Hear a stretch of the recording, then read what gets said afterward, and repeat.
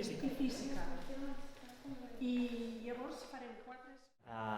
El meu cas va ser que sortia de treballar, anava ja per casa, em va passar a la C-17, a l'altura de Mollet, on està l'escola dels Mossos d'Esquadra.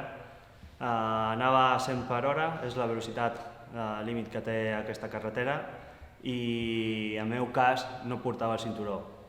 Em va succeir en l'any 2000, just acaba d'adelantar la Guàrdia Civil en aquest cas, i vaig tenir la mala sort o la mala fortuna de que una roda del cotxe de la direcció es va trencar i el cotxe se'n va anar per la dreta i vaig agafar per la incorporació de la carretera de Mollet, i això em va fer que em fessi rampar el cotxe i vaig donar voltes de campana. I sí que és veritat que fa 20 anys no hi havia tanta, com diria jo, tanta seguretat a l'hora de conduir, perquè la gent hi era una miqueta...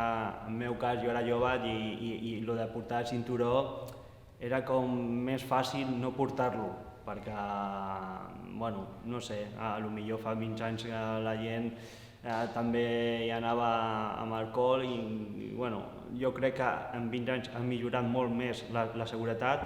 Ara ja els cotxes surten de que no pots circular, ja et pita perquè no portes el cinturó.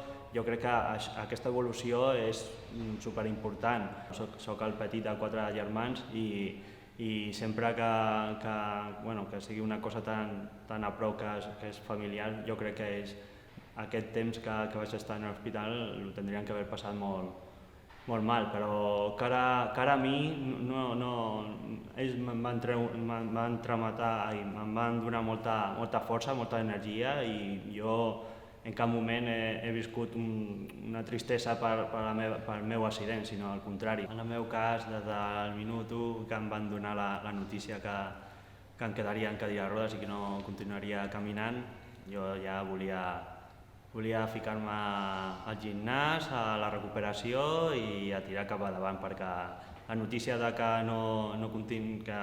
aniria tota la meva vida en cadira de rodes però podria tenir una vida independent, això d'independent jo me'n vaig agafar aquesta paraula i cap endavant.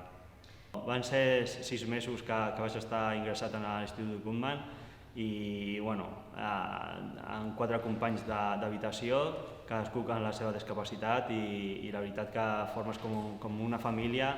La gent que treballa a l'Institut Guttmann són totalment professionals i saben el que fan, i si tu agafes les eines que et donen, això se fa més fàcil, i la veritat que a l'Institut Guttmann tenim sort de tenir-lo aquí al costat i molt agraït per tot el treball que fan i el que estan fent encara.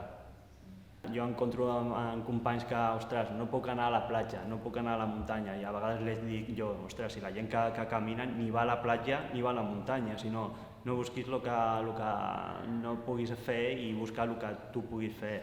Sí que també en aquest tema gran part és també la família. Al principi d'una discapacitat, si la família et tracta molt cuidado i que et tenen com si fos una persona no igual, sinó que et vegin diferent, tu sigues sent el mateix germà, el mateix fill. Ara la vida per mi m'ha canviat, però soc el mateix, sinó per mi la meva cadira la tinc al cul, no la tinc en el cap, sinó la meva vida és la mateixa. El que sí que és veritat que m'ha canviat en el tema a lo millor laboral, sinó ara em dedico professionalment a l'esport, i a lo millor abans no podria pensar que em dedicaria a l'esport, sinó jo era una persona treballadora, els meus pares són del camp i de treballar, i això és el que em van ensenyar, i era treballar, i això l'he ficat en l'esport, i clar que la vida ara m'ha donat moltes coses que potser abans no les valorava. Vaig anar a veure a les pistes d'atletisme i vaig veure el que era l'atletisme, i als 10 minuts ja els companys em deien que aconseguien una cadira d'atletisme perquè jo practiquessi l'atletisme. Em vaig pujar i vaig fer 2 voltes i vaig dir, ostres, això m'agrada.